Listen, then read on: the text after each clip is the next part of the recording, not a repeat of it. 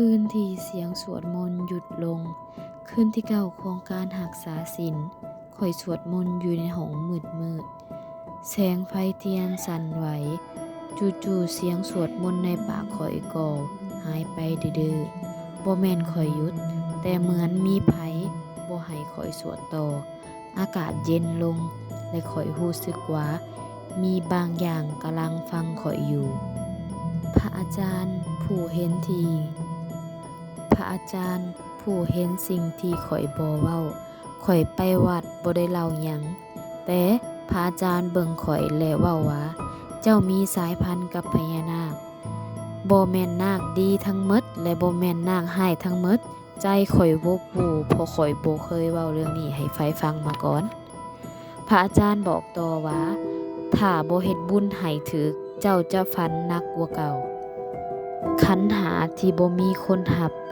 ข้อยจัดขันหาตามที่พันเห็นและตามที่ถึกบอกคืนนั้นข้อยวางขันหาไว้หน้าบ้านและอธิษฐานจิตแต่ทันใดนั้นลมพัดแรงไฟเทียนดับและขันหาล่มขวำในฝันคืนเดียวกันมีเสียงกระซิบข้างหูข้อยว่านี่บ่แม่นของข้อยฮู้ทันทีว่าข้อยกำลังเฮ็ดผิดทางนับแต่นั้นมาทุกคืนข้อยฝันเห็นงูเลื่อยๆมาอ้อมตัวข้อยมันบ่กัดแต่มันบ่ยอมปล่อย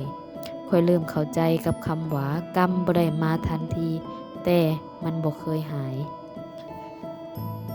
อยู่กับกรรมหรือสิเลือกทางบุญพระอาจารย์บอกข้อยว่าจะมี2ทางที่1รับสิ่งที่เขาให้แลกกับความสบายชั่วคราวทางที่2คือต้องแลกกับความยากลำบากเจ็บแต่มันเป็นของทางบุญข้อยเลือกตัดขาดบ่ขอสิ่งใดนอกจากความสงบในใจของข้อยบางคนเกิดมาเพื่อรู้ว่าบุญบ่ได้ให้ทุกอย่าง